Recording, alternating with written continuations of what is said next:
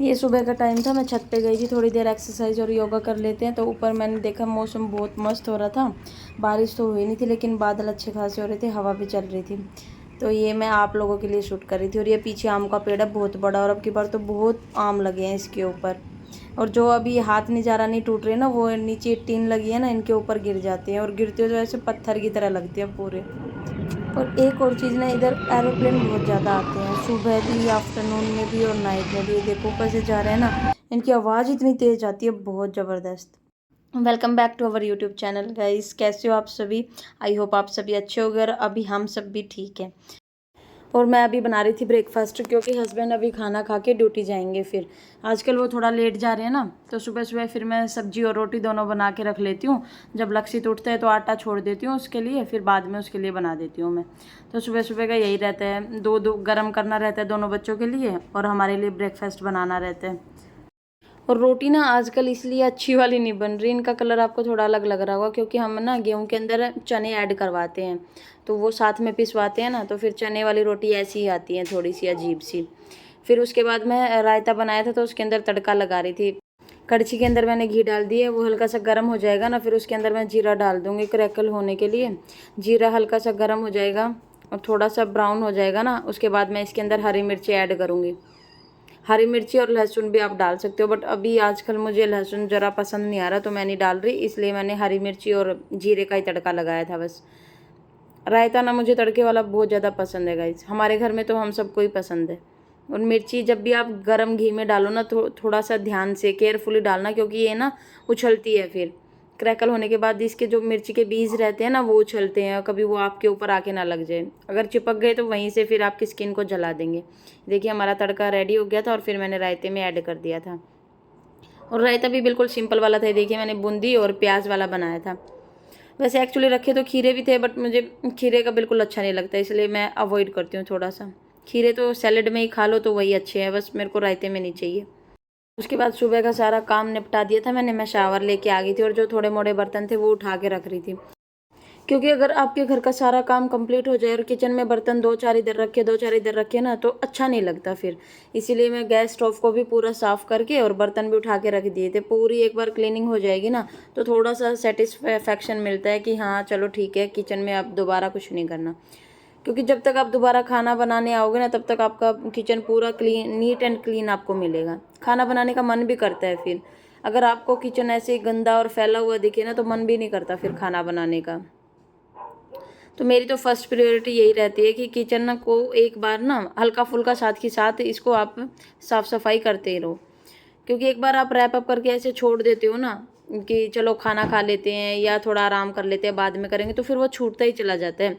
अगर हल्का फुल्का दिन में एक दो बार साफ़ हो जाए, तो फिर नाइट में क्लीनिंग करना बहुत ज़्यादा आसान रहता है। क्योंकि फिर नाइट तक इतना गंदा होता ही नहीं है। हल्की फुल्की आपको वही डस्टिंग सी करनी होती है, बस कपड़े से पोंछना होता है, तो हो जाता है अच्छे से साफ़।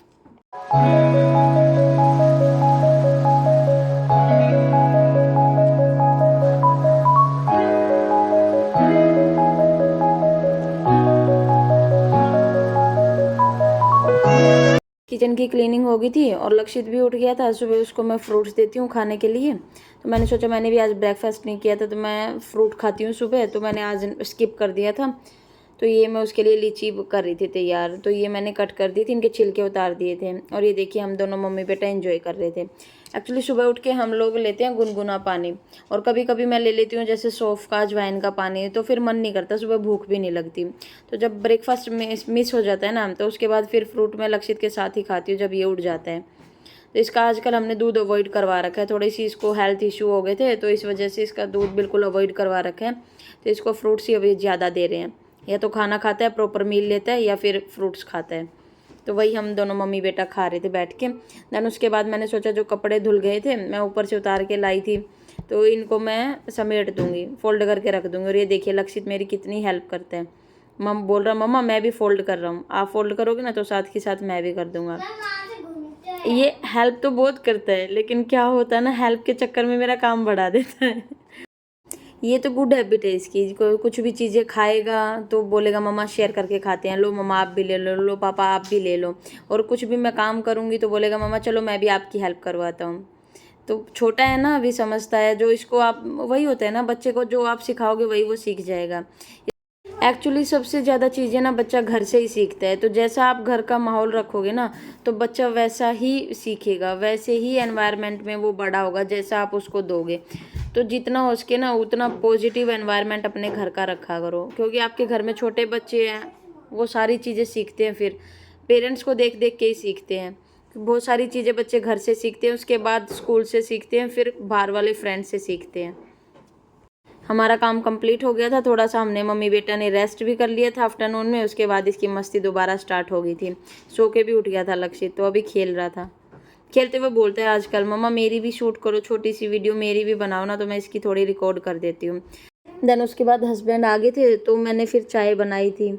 अभी हम चाय तो पी रहे हैं लेकिन बहुत कम पी रहे हैं गर्मी की वजह से ना। लेकिन वही है भाई, हैबिट है तो बिल्कुल तो नहीं छूट पाती है, तो इतना तो ले ही लेते हैं, 1-2 कप सुबह और 1 कप शाम को।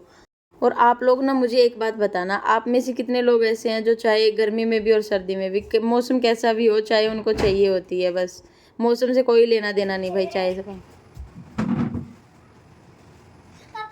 आप गायत्री मंत्र सुनाओ लक्षित मेरे को।